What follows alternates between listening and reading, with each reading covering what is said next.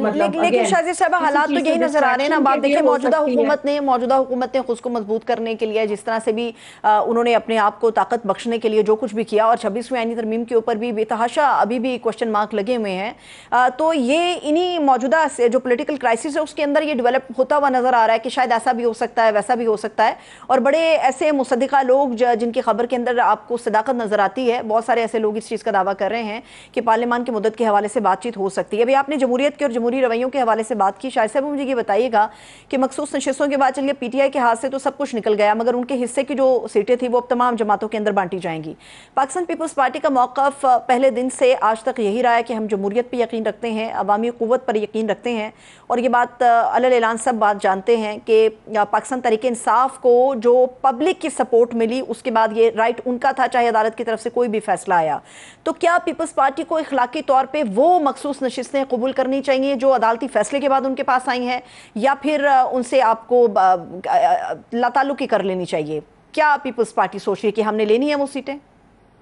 میں آپ کا یہ سوال پھر اس کے بعد آپ نے جو پہلے بات کی تھی, پہلے تو میں یہ کہوں کہ دیکھیں اس میں آپ اخلاقی جواز سے پہلے قانونی چیز دیکھیں. اگر کورٹ کی جانب سے ایک ڈیسیشن آیا ہے, اس ڈیسیشن کا کیا میرٹ ہے, اس کو اسٹڈی کرنے کی ضرورت ہے.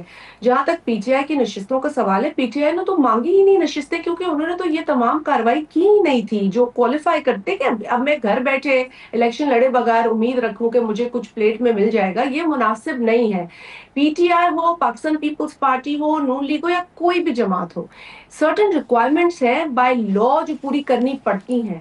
جب انہوں نے یہ ریکوائرمنٹس پوری نہیں کی, اور جو میرا خیال ہے سنی اتحاد ہے جس کے اوپر اب وہ کلیم کرتے ہیں, جن ناموں سے وہ پکارے جاتے ہیں, جماعت جو پارلیمنٹ میں ہے اس وقت ہے, اس نے تو کوئی اپنی ویمن سیٹ کی لسٹ بھی نہیں تھی. دیکھیں الیکشن کمیشن ہو یا آنریبل کورٹ ہو پاکستان کے, وہ قانون کو وائلیٹ نہیں کر سکتے کسی کو فیور دینے کے لیے. تو اگر یہ پریسیڈنس آپ سمجھیں, اگر یہ غلط پریسیڈنس سیٹ ہوا کہ کسی کو فیور کیا گیا تو وہ غلط ہوگا. قانونی تمام چیزیں ہوئی ہیں, اس کو قانونی لینس سے دیکھنے کی ضرورت ہے.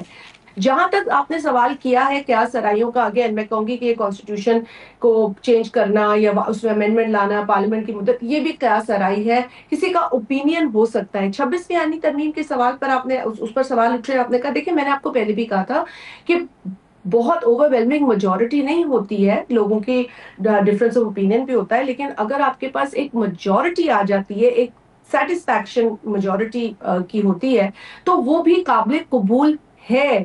اور 26ویں آئینی ترمیم میں پاکستان پیپلز پارٹی کے لیے سب سے بڑی جو بات تھی وہ اسٹیبلشمنٹ آف کانسٹیٹیوشنل کورٹ تھی. آپ نے دیکھا کہ یہ پاکستان پیپلز پارٹی کا ہی نہیں بلکہ اس ملک کے بانی جناب قائد اعظم محمد علی جناح کا بھی پروپوزل تھا, اس کے بعد جسٹس پٹیل کا بھی پروپوزل تھا, کیونکہ یہ آئین کو اور قانون کو اور نظام کو سمجھنے والے لوگ تھے. انہیں پتا تھا کہ اس ملک میں آئینی رائٹس کے لیے جو ہے وہ مخصوص عدالتوں کی ضرورت ہے تاکہ آئین کی روح کے مطابق انصاف ہو سکے. تو میں سمجھتی ہوں کہ 26ویں آئینی ترمیم کے اندر علاوہ اسٹیبلشمنٹ آف کانسٹیٹیوشنل کورٹس اور بھی چیزیں ہوئی ہیں جس میں پیپلز پارٹی نے بڑا اہم کردار ادا کیا ہے. مثال انوائرمنٹ کو لے لیں, اس کو ایک بنیادی حق بنا دیا ہے آئین کے اندر. تو ایسی چیزیں ہوئی ہیں جس کو مثبت سوچ سے, بس صرف اس لیے کیونکہ وہ آئینی ترمیم ہوئی اور کچھ لوگ اس کو سمجھنا نہیں چاہتے اور اس کو پولیٹیکلی استعمال کرنا چاہتے ہیں, تو میں سمجھتی ہوں یہ ناانصافی ہے. اس پر بات کی جا سکتی ہے, ڈیبیٹ کی جا سکتی ہے, بٹ ایک ترمیم ہوئی ہے, اس کو سمجھنا چاہیے. اس کو صرف اس لیے بدنام کرنے کی ضرورت نہیں ہے کہ ایک پولیٹیکل پارٹی اس سے اگری اس لیے نہیں کرتی کیونکہ وہ اپنے ایک قیدی کو چھڑانے کی مہم چلانا چاہتی ہے. لیکن شازیہ صاحبہ جب یہ اس قسم کی جی مہریں ثبت ہونا شروع ہو جائیں کہ جی مخصوص عدالتیں تو وقت کی ضرورت ہے, لیکن مخصوص عدالتوں سے مخصوص نوعیت کے فیصلے آنا, تو پھر کوشچن بہت سارے ریز ہوتے ہیں.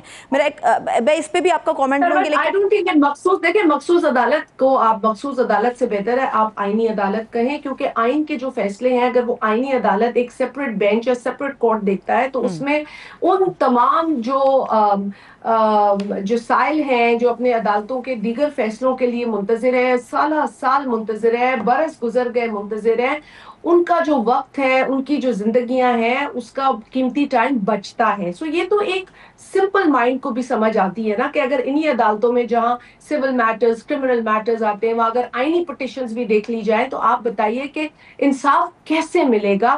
صحیح. لاکھوں کی تعداد میں کیسز پینڈنگ ہیں.